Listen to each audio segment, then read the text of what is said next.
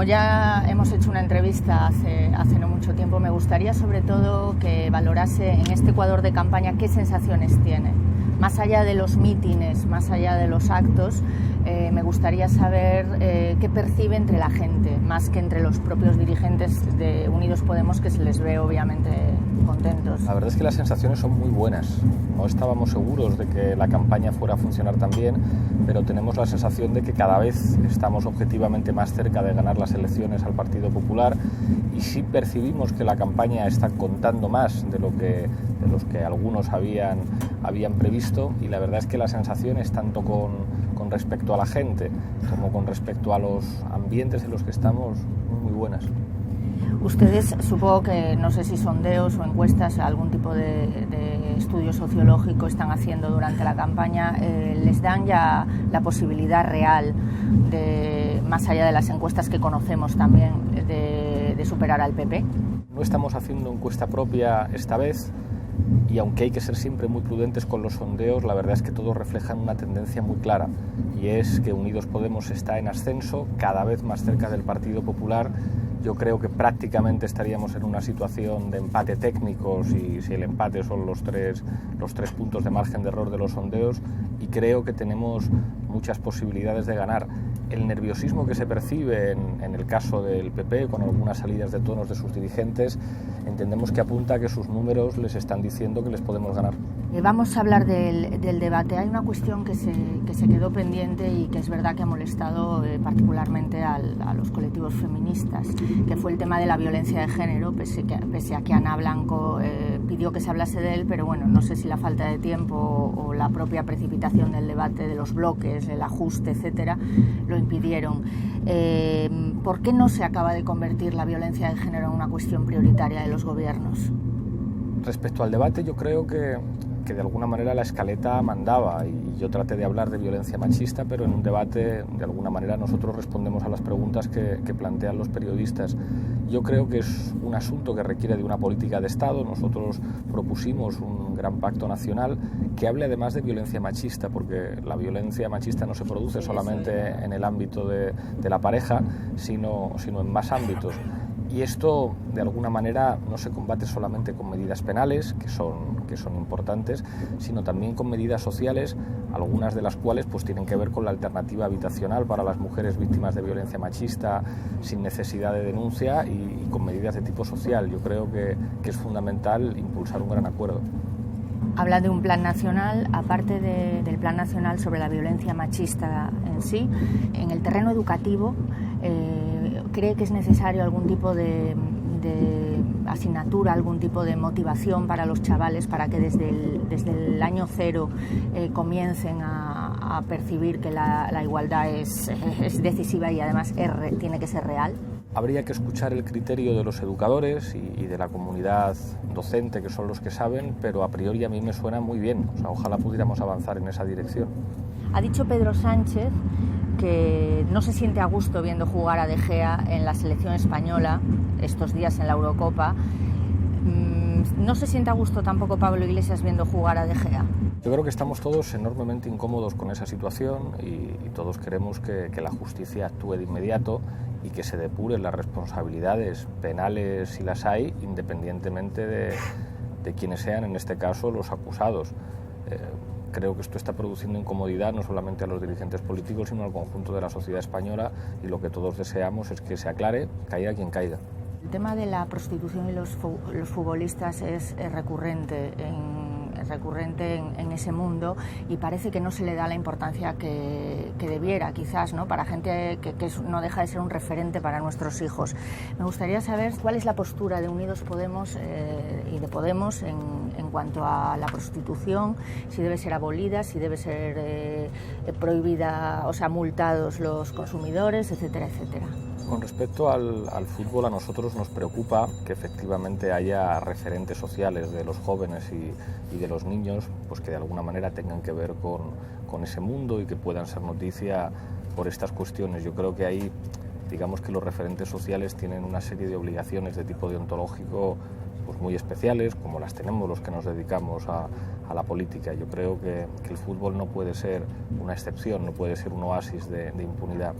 Respecto a la prostitución, nosotros entendemos que hay que poner en primer plano los derechos de las mujeres, y creo que lo primero es proteger a todas las mujeres y permitir que cualquier mujer que se haya visto obligada o forzada a ejercer la prostitución cuente con todos los mecanismos legales y con todas las ayudas sociales necesarias para dejarlo. Y al mismo tiempo creo que es necesario escuchar a los colectivos de trabajadoras sexuales y de alguna manera trabajar por sus derechos y no tanto por la protección de la actividad empresarial, entre comillas, de los proxenetas y de los propietarios de clubes de alterna. Otro de los temas por el que se pasó un poquito por encima, más allá de la opinión de cada uno en el debate del 13J, fue el Brexit, en el que estamos inmersos ahora en plena campaña, además con el desgraciado asesinato de la diputada Jo Cox. Me gustaría saber si creen que se está utilizando este asesinato por parte de los defensores de Cameron y de los defensores de que Reino Unido se quede en la Unión Europea, teniendo en cuenta el perfil del asesino. Desearía que no fuera así. Yo creo que todos esos elementos, o sea, que se produzca un asesinato en el marco de una campaña electoral es una pésima noticia para la propia democracia.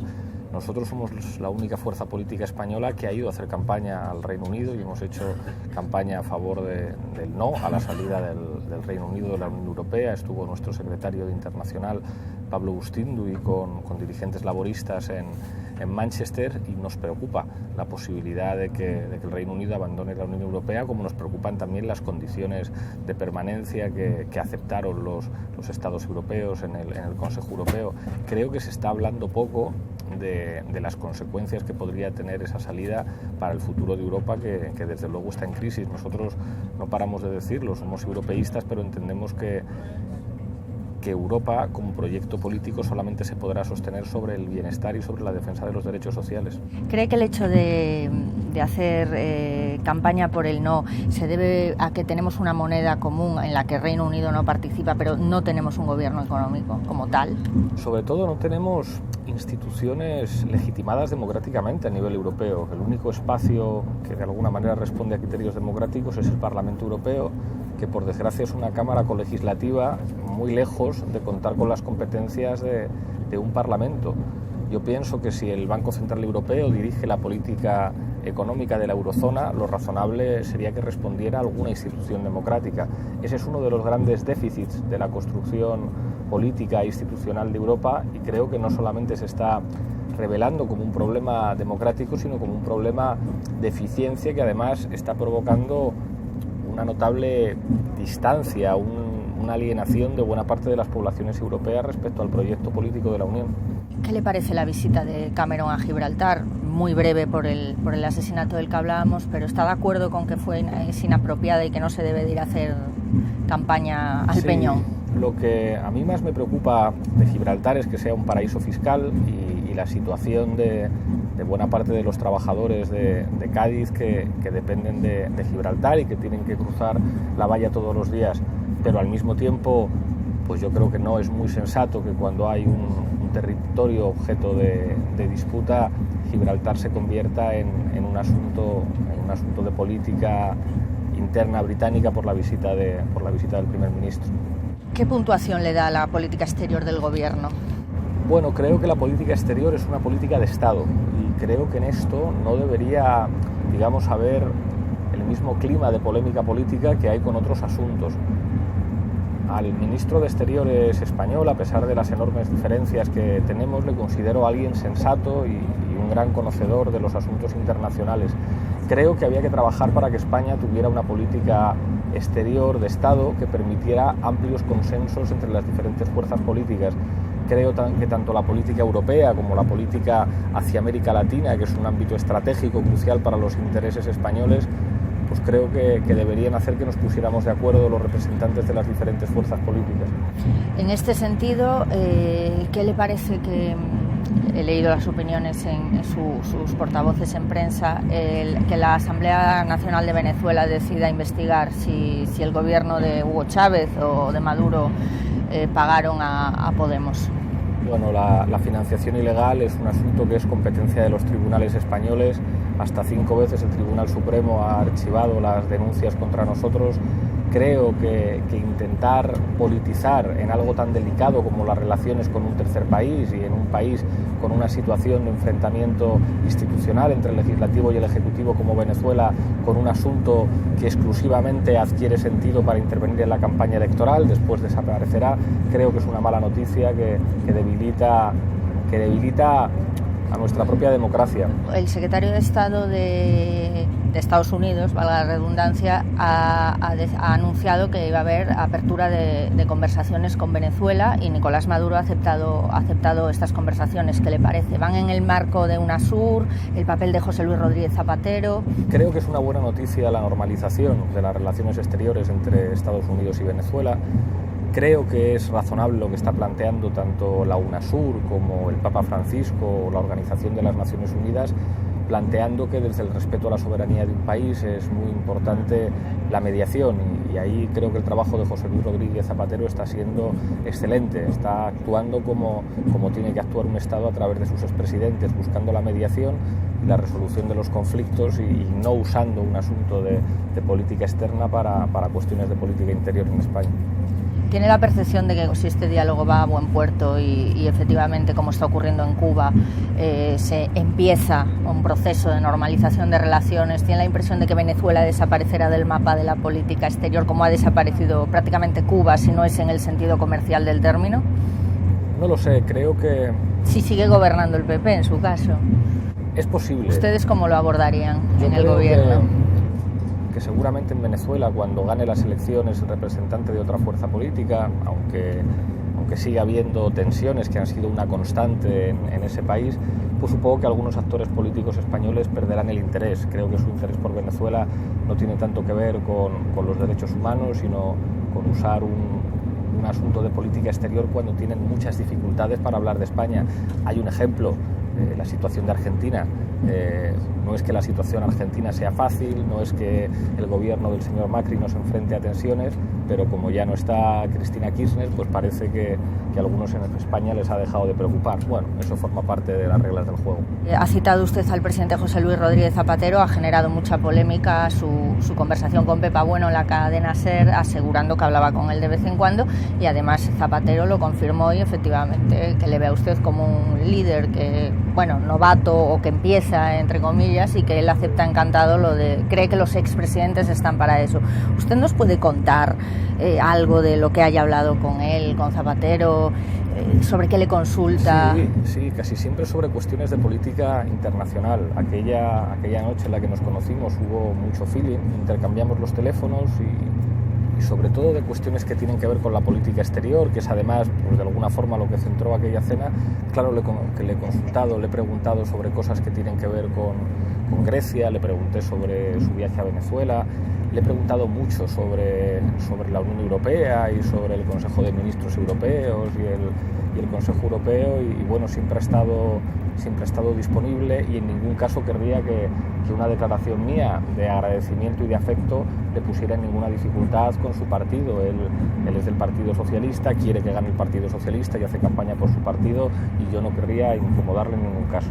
¿Cree que el Partido Socialista ha sido injusto con la figura de José Luis Rodríguez Zapatero? Porque, bueno, a los hechos me remito, se ha dado prioridad a la figura de Felipe González sobre todas las demás y da la sensación de que Zapatero ha sido marginado por su propio partido desde que en mayo de 2010 tomó las medidas de austeridad impuestas por Bruselas y el propio Barack Obama, que lo llamó días antes. ¿Tiene usted esa percepción? Si es así, se han equivocado. Yo no estoy de acuerdo con lo que hizo Zapatero a partir de marzo de 2010 y eso es conocido, pero creo que ha sido el mejor presidente de la democracia y que ha conseguido cosas que eran inimaginables en este país y que fue capaz de dar una serie de pasos valientes que no tienen precedentes en los años de gobierno del Partido Socialista con Felipe González. Creo que al elegir al exconsejero de Gas Natural como referencia principal se equivocan. El Partido Socialista de Felipe González hizo muchas cosas en su momento, pero creo que quien ha mantenido una trayectoria de coherencia como expresidente ha sido José Luis.